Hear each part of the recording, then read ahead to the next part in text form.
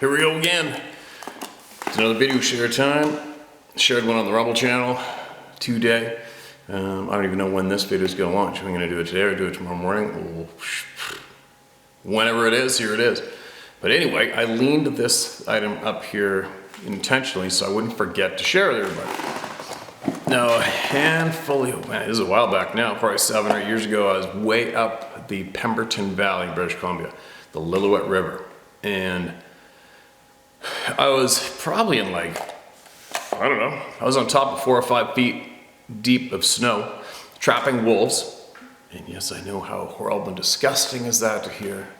But if you are absolutely in tune with conservation methods that must be laid down because of the human population, then you'd understand more. But that's what I was doing. Anyway, I'm standing there in huge cedars. I was probably 100 and some odd yards away from the river edge, the frozen river edge. And I'm standing there, these cedar trees are 10 feet across in the base. Huge, never been logged. And I'm just on my snowshoes and I'm trucking along and I stop for a minute and I look and all of a sudden I just saw this weird out of place line on the side of one of those big cedar tree trunks. It was straight, like a very straight line, which is out of place when you're in the forest. There's not too many things that are perfectly straight against a huge tree. And I went over there and this is what it was. I don't know how old this thing is. Obviously it's a fish spear. Obviously it wasn't made in pre-European times here. It's made out of iron. Oh, look at that sucker. Look at the wires on it. I'll put this close to the lens. Hopefully you can see there's a couple nails that are eventually coming loose, and this is made on a cedar handle. Check it out. Perfectly selected cedar handle. Tapering up to the top. I imagine this was some kind of a sapling, maybe, I don't know. But it didn't rot, and it was hanging on a branch from this on an angle like that. But the tree trunk was large enough that this did not span across it, and it stood out like a sore thumb to me at the time. I don't know how old this is, but by looking at the wire and the rust, I would imagine this is very, very old and abandoned, forgot about, lost. I don't know. Was it 100 yards away from the river at the time because it was possibly you weren't allowed to spearfish at that time if you're a European person? I don't know. I haven't a clue. But it's a pretty interesting find, wouldn't you think? Pretty cool. So I got that. And I'll have that hanging up in the man cave once it's done with a bunch of other interesting stuff that I've found over the years of my adventures. So there you go. Lots of people are probably sighing with relief that wasn't an opening with a rant. Right? Now what do we got? We got lots. Gonna crack it open and give her. Here we go. Oh, it's a reminder again. Here we are again. All right, hold on a minute. There he was, a little deeper. The front company. All right, let's type red beside this and see what we got. Take a look at what they do and where they do it. Hi Steve, I live in Seattle. Been watching your show for a couple of years. Always been into paranormal since '74. I read the book about Bermuda Triangle when I was in 2nd grade. Saw the legend of Boggy Creek around that time as well. I'm 55 this year. I was a punk rocker in high school and started a band then. I bring this all up because what you've been talking about lately, more directly what you've been saying in regards to people with power and forces of evil. Back in the 70s, early 80s, if you knew about the CIA, the FBI covert operations that control the government over the population, for example, you wouldn't have been able to go to your buddies, if they were right-wingers, and say any of the things that you say without being thought of as a crazy person.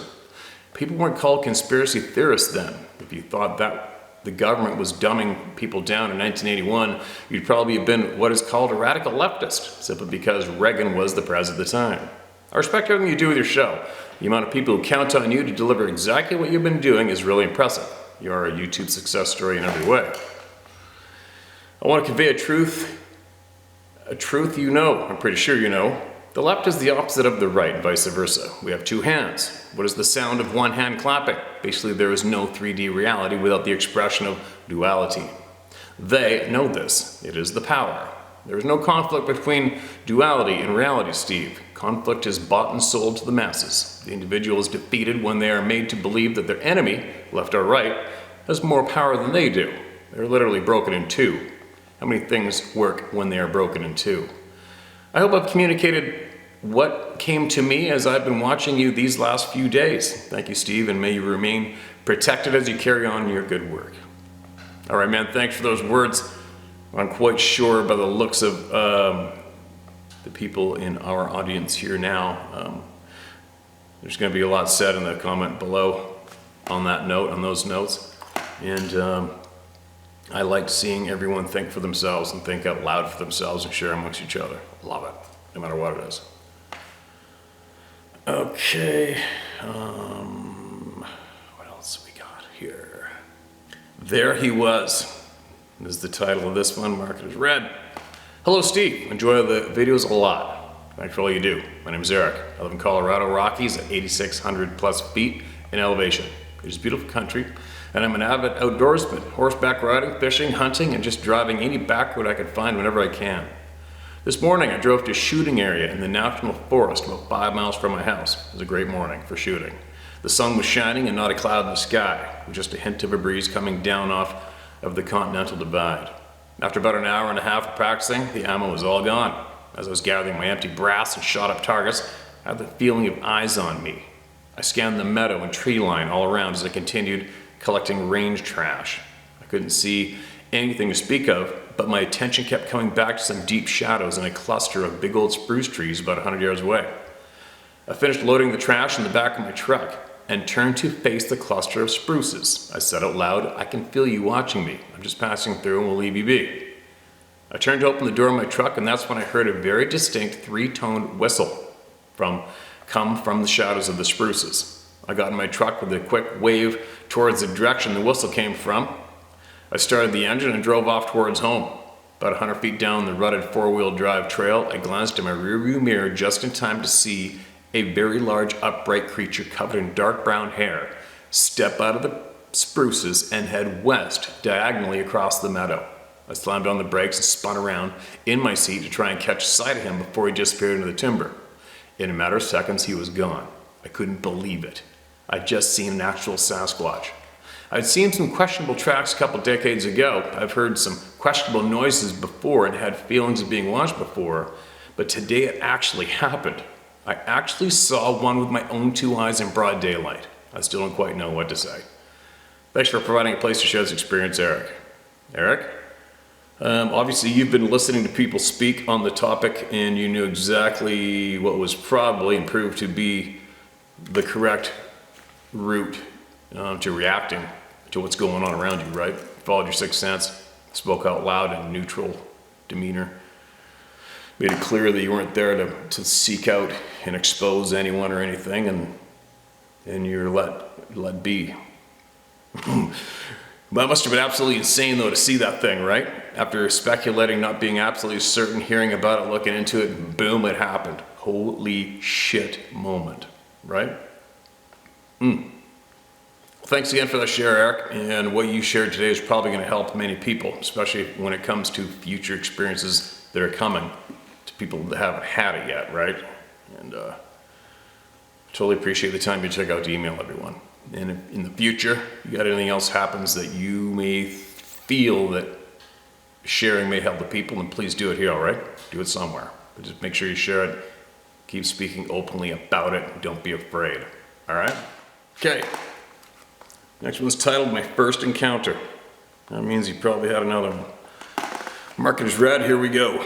Steve, my name's Luke. I'm 60 years old, and except for a 5-year period in the 90s when I lived in northern Idaho, I've lived in Northern California all my life. Thanks to my father, I've been hunting and fishing and camping since I was old enough to walk. I've had quite a few experiences with these Sasquatch beings, from whoops that were so close and loud I could feel it in my chest, to being escorted out of the woods with that weird walk when you walk and stop, you stop pattern, which is really creepy because it feels like you're being stalked. Right at my current place can be night. Night at my current place can be a bit of an adventure with strange murmurings, whistles, being woken up from the house being banged on. The experience I want to share is my first. It happened during the summer '87 during a backpacking / fishing trip to a high mountain stream and meadow with my friend Mike up near Lassen National Park in Northern California. I first discovered this beautiful secluded place several years earlier during a deer hunting trip with my dad. Once you leave the paved road, it's about an hour drive up a winding dirt road full of switchbacks to where we would park. From there, it's about a 2-hour hike into the stream. We arrived at the spot and wanted to camp about an hour before sundown and began gathering firewood and setting up camp. It was about 2 hours after the sun went down. We had a bite to eat and was sitting around the fire discussing how we wanted to fish the stream in the morning, when uphill from us, about 50 yards, there came a really strange sound. The best description I can describe it is a cross between a cough and a bark, only much louder and more guttural. For lack of a better description, I'll just refer to it as a bark. Then it did it again and again.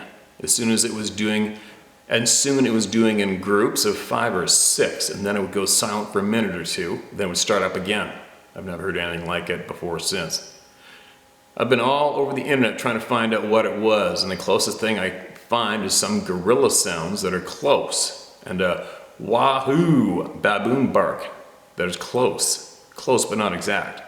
We both stood up and Mike asked, "What is that?" I was dumbstruck. I didn't know what to tell him. He was new to the outdoors and I was a so-called experienced outdoorsman. I admitted I was scared. Finally I whispered, "I don't know." I told him to put more wood on the fire and unstrap the Winchester 25-35 carbine I'd packed in. It was a moonless night, so seeing anything beyond the fire was impossible. After about 25 minutes of this damn barking going on, I told Mike I was gonna step away from the fire to see if I can spot anything silhouetted against the night sky. I stepped away about 15 yards, sat up my rifle against a tree, and cupped my hands around my eyes, binocular-like, to try and black out the light from the fire, and stared up the hillside. Every once in a while I thought I could see starlight being blocked out, or a dark shape appearing where it wasn't a little bit before, but nothing conclusive. After a few minutes I realized Mike was standing next to me with his knife in his hand. "See anything?" I was just about to speak when there came a loud crashing of brush and branches as something was heading down the hill straight for us. I grabbed my rifle and levered a shell into the chamber when all of a sudden, out of the darkness came a doe. She stepped into the firelight, slowed to a walk, stopped directly between us and the fire and stared at us with huge eyes. She was so close I could have almost reached out and poked her with the barrel of my rifle. My heart was beating out of my chest and I was almost hyperventilating. I was so relieved when that doe stepped into the firelight, not some beast, but really confused.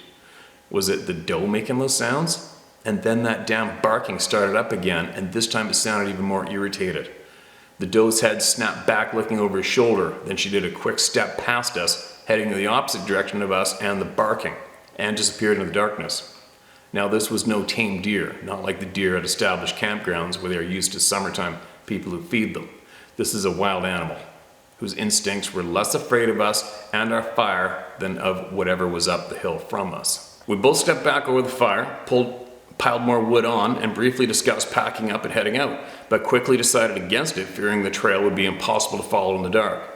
Then that damn thing started pacing back and forth while barking at us. The barking would get farther away, maybe 100 yards or more, and then it would make its way back directly uphill from us. And it seemed like every time we got closer, the barking sounded more irritated. Farther away, then back again. Farther away, then back again. Farther away and then back again.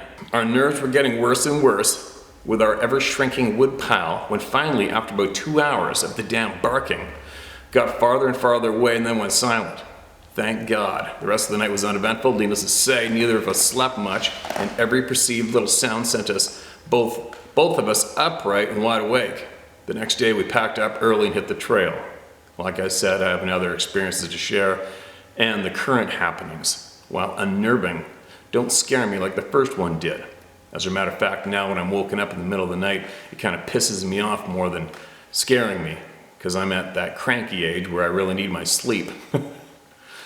Steve, have you ever heard of anything out in the wild like that cough bark I described? If not, maybe one of your viewers has. Well, I'm pretty sure I know what it was. I've just never heard anyone describing the same kind of thing.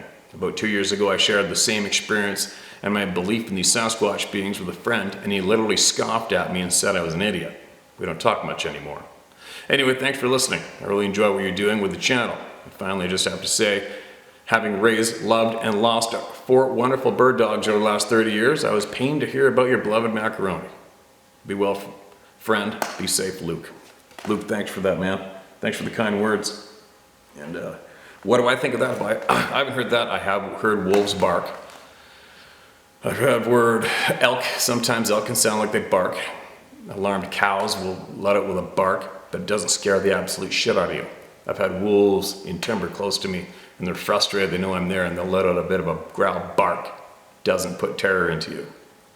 I received an email from a kid from Whistler who described what his dad went through near where I previously lived, where he said that it was almost like a bark/gunshot that went off a couple hundred yards away, then very, very rapidly went off again 100 yards from him, and then it was 50 yards away in thick brush, and the noise was brutally loud and put terror into him. And he was an experienced timber cruiser. So that's the only one I can relate off the top of my head. I'm sure there's got to be more from the people that have shared here previously, man. I would think it's going to be an awful pile of listening to get to it, unless somebody can comment about it in the comment section below and point you in the right direction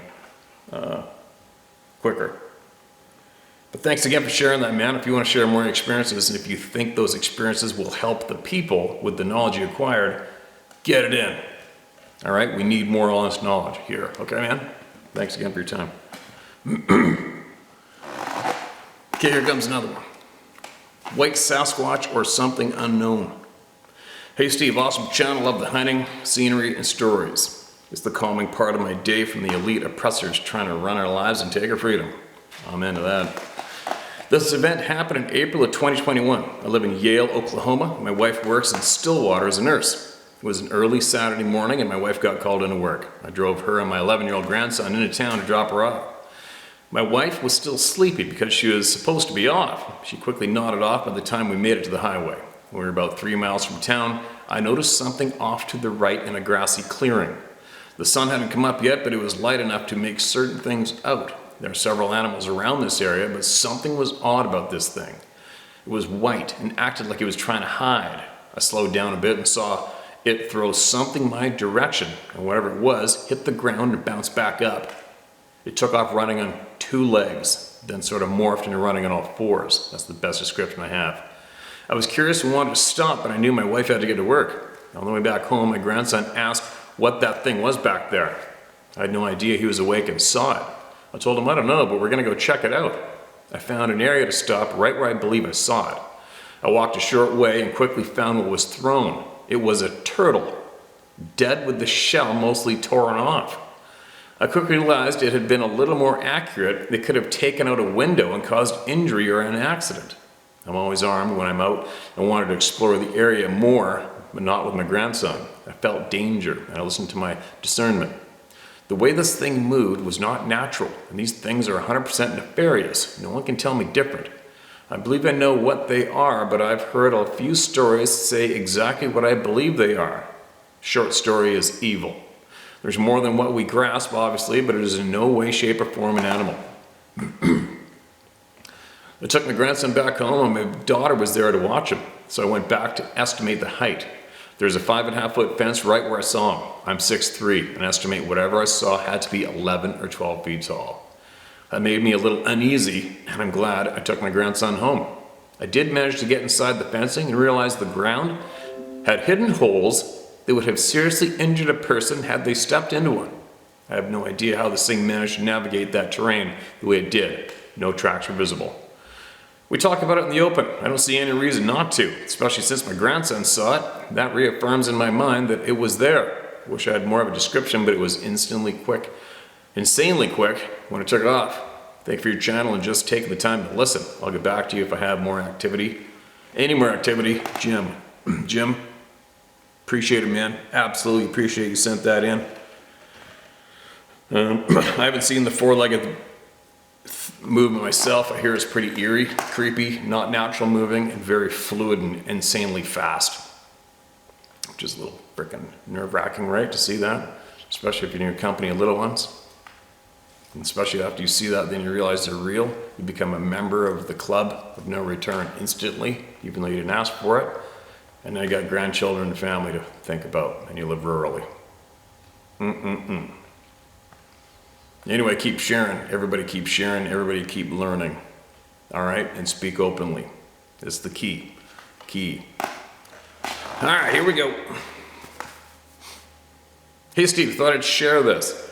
In 2017, my son-in-law built he and my daughter a house on land I'd given them and was his helper. One afternoon, I took a load of scrap to the landfill in the adjacent county and arrived late just before crossing. The sun was going down early because it was late fall. The guy operating the landfill seemed ready to leave and wanted me to hurry. I told him I would, but I asked what was up. I'd been there multiple times, but earlier in the day, and he never seemed to be so nervous. He said the funny bears came out after dark and got scraps of food from the landfill. I asked him, what's a funny bear? He said, they live in the woods and some folks call them wood boogers. I told him I knew what those were. I'd written before telling about my October 1980 face-to-face in Cullowhee, North Carolina with one up a tree that whistled, getting my attention. The landfill is 2 miles west of the Ocmulgee River in mid-Georgia. All woods and swamp east of the river. Just thought you'd find interesting. Best regards, Eddie. There's a good one, Eddie. And I hope I read your previous email. Hopefully if I can remember to, I'll look and I'll see if I can find it and I'll get it out there, all right, man? There's a lot of people that I haven't got to yet, okay? So thank you so much for sharing that. Somebody might be familiar with that zone, that man, maybe even that guy's listening and wants to touch in on what he's experienced and share with the people so we get officially, honestly informed. More puzzle pieces revised. Okay, I love puzzle pieces. This should be good for now. After this one, I'm running out of juice. My phone's going to die. More puzzle pieces revised, or maybe just more questions. Hey Steve, much respect. I believe I already sent you, but I just wanted to be sure to let you know you can share my story if you like it or not. I'm not asking you or the community to believe any of this, but I'm stating what I know to be true from what encounters I've had. The knowledge is for everyone, but I will very much understand if you don't get around to it. Thanks. You can refer to me as T if you decide to share this. Here's my original email with a little more detail regarding the encounter. I got into the Bigfoot cover-up early. I had an up-close sighting with one in the Cascade Mountain Range in Lincoln City, Oregon. On a short evening hike in the woods with my father. We first noticed the terrible stench when we saw two glowing red eyes peek out from the side of a massive tree. Keep in mind this is during the evening before the sun went too far down. This glow was not a reflection. It was a penetrating stare coming from this. This was damn near a 10-foot tall being. Dark, almost black hair, except gray under its chin, that went partially down its utterly massive chest. There may have been gray hair on his hand, but it's hard to remember. My father always carried a firearm, hunting or not. Never saw him without it. The man was 6'6" and built. Wasn't scared of shit. Till we locked eyes with this being peeking out from the trees about 30 yards in front of us. That stopped us both dead in our tracks. We were dead silent, as we then heard huge footfalls and tree snaps on both sides of us. My father laid down his .357 right then and there and apologized to the beings and said he meant them no disrespect and asked permission to leave safe and unharmed. We started to slowly back out of the forest, which was oddly silent. We were careful to go back the way we went in. It seemed my father knew more than he wanted to admit to an 8-year-old son he only saw every other weekend. Shortly after we got out of the immediate area, we saw 3 yellow orbs of light where the beings were seen and heard. The stench immediately went away when all 3 quickly moved deeper into the woods without making a sound, zipping through the trees, and as we watched the lights quickly dissipate, we could hear forest sounds again and the fear subsided substantially. But needless to say, this was hard for me to wrap my young mind around. And my father insisted we kept the story between us due to the stigma. We got back to the truck and hauled ass out of there. I lost touch with him soon after this, so I never got to pick his brain for what knowledge he possessed about these beings. That's sad. That's perfectly fine with me, though. He was a former major dirtbag to my mother. Okay, well, there you go. Since this encounter, and then watching things like 9/11, I knew where the lies were coming from and how we have been manipulated from day one of education's not questioned authority whatsoever. It has to be a textbook or academic with PhDs has to tell you what exists and what doesn't. These are the people keeping us in the dark. Military uses false flags to start wars all the time. look in Project Northwoods and compare that plan to what happened in 2001, using false flags to get their way all over the globe since the Kennedy assassination. But now, even modern science is catching up with our crazy communities. The son of the inventor of the Lear jets, who was in a position to know, claimed the planes had to be holograms because of the accuracy, speed, and turns involved. Not one pilot has been able to recreate those collisions in a flight simulator. An organization called Pilots for 9/11 Truth agrees with them, as well as engineers and architects for 9/11 Truth.